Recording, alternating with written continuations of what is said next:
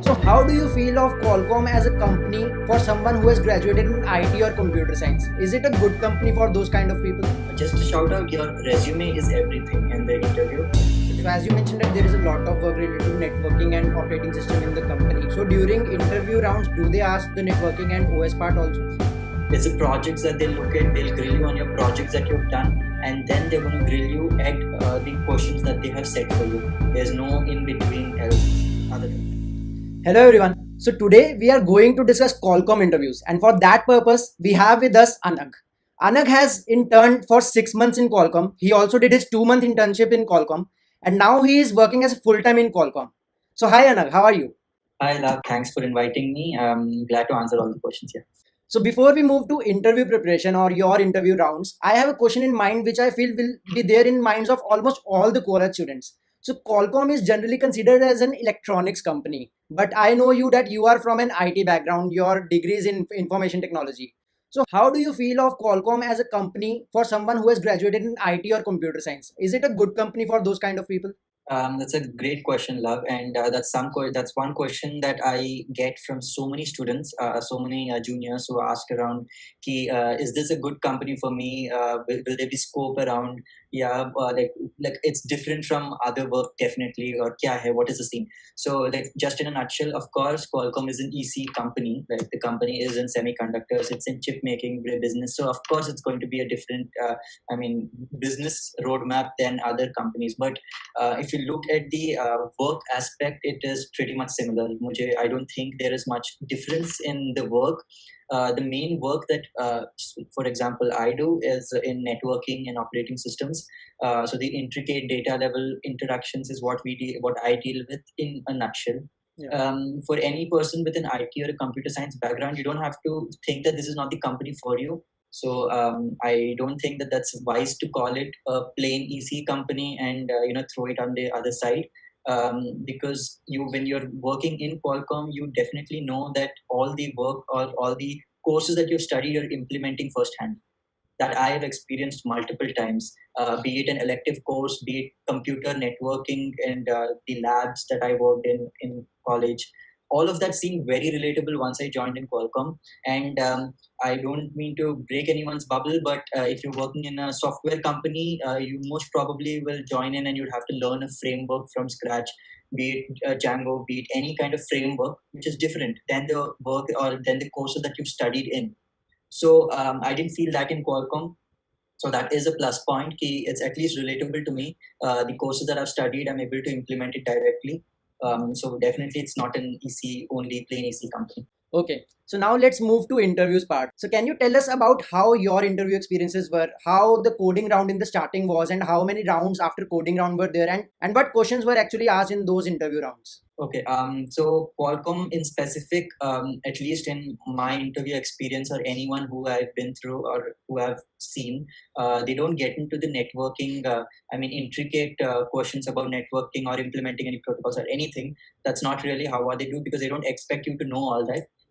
But if you do know that, that's a great advantage. But I didn't see them expecting that as a prerequisite. The questions are always that I've been asked were on data structures only, plainly. So algorithms, it's not really much of system design because that's not really how we work in. But mainly, like for example, like they'll take a simple question. I'm giving a very basic example of finding if a number is prime or not. So it's a simple question. It's an easy question. We can know that it's a very simple question. But the answer to that is many layers. So there's a very simple solution, and there's a little more efficient one, and then there's a much better solution, and then there's the best one. So I observed that the interviewer is looking for your thought process to go from point zero to point one or point two or whichever layer you're going into. So if you're starting off with the most basic solution, then go ahead. No one's going to judge you for that. No one's going to tell that ye solution aata hai kya. No one's going to think that. When you give a solution like that, they're going to ask, okay, fine, so that's okay. But if I want to do it in a shorter amount of time or reduce the time complexity, so then you can go and advance it one level and then give a little better option. And I've observed that helps much more than the thought process of giving the most elegant solution directly. So I've seen people mess up their interviews by giving the most elegant solution, and then when the interviewer asks, so anything that you can improve in this, and then they keep quiet. Just to shout out, your resume is everything in the interview. So they're going to look at your resume. If you have any such thing like a language that you know, don't write it just for the sake of it. Okay, I made a mistake when I was in the interview. I just started off with Python, and because it's like a buzzword or something, I just wrote it, and then there was some interviewer looked at it and asked me some questions from Python.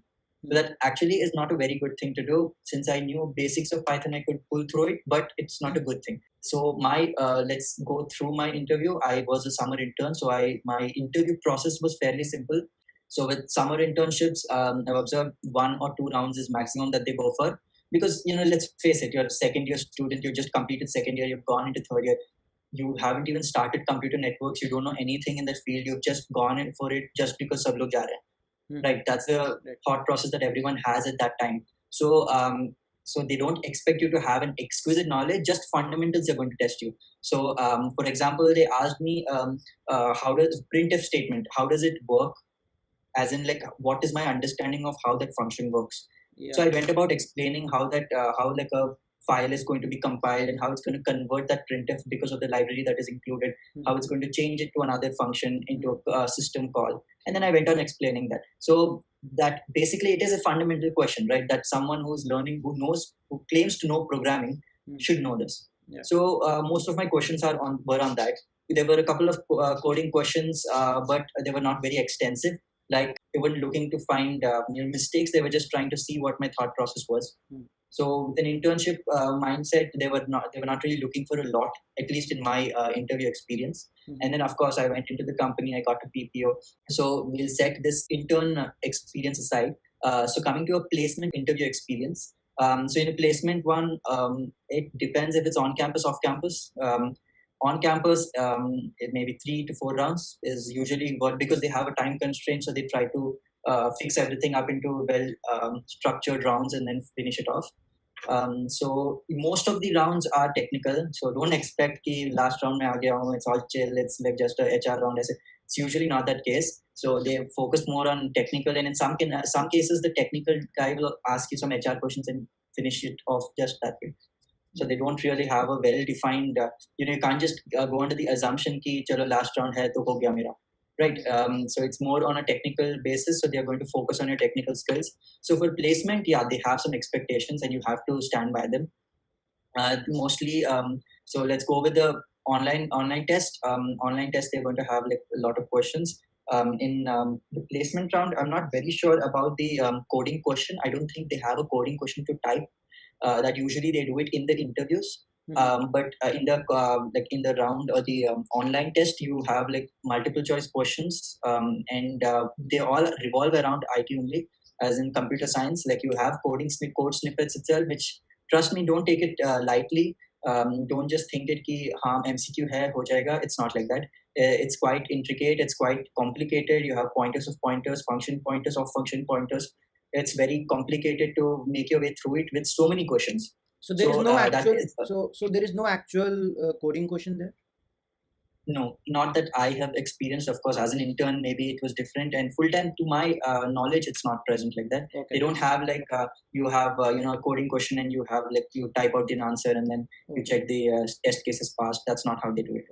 Okay. They have a lot of MCQs, which are almost entirely on software coding. I mean coding related, and there are code snippets. There are error related, and then there are some to fill in the particular blanks, and then there are some which are like intricate theoretical, which has some operating system concepts, which has some networking concepts, which is quite tough to make it very honest. It's tough, and they maintain that level, which makes it for them, which helps them to ensure that it's not required for them to keep a coding test. So as you mentioned that there is a lot of work related to networking and operating system in the company. So during interview rounds, do they ask the networking and OS part also? It depends. Usually they are going to look, it's all based on your resume, how you're going to put it in. So in your resume, if you have it written by mistake, also if you have it written that the course is completed, usually people write it to make their resume look big. I'm being honest. People write it to make their resume look big and long. So they write all the courses completed, and basically each and every semester ke courses they write. So if they find that you have operating systems and networking in, they're going to grill on that. They're going to ask a couple of questions. They're going to follow up on that. Okay. I'd suggest that before, like at least before submitting your resume, have a look at your resume in detail, or have someone else look at your resume and have them ask some questions based on your resume. So that will give you a very good broad overlook. Okay, this is something that I've over exaggerated. Let me remove it. Okay. So Qualcomm does not look at a resume saying कि 4 pages lamba hai, so he's a very good student. 2 pages hai, he's not a good student. That's not at all how they look at students. It's the projects that they look at. They'll grill you on your projects that you've done, and then they're going to grill you at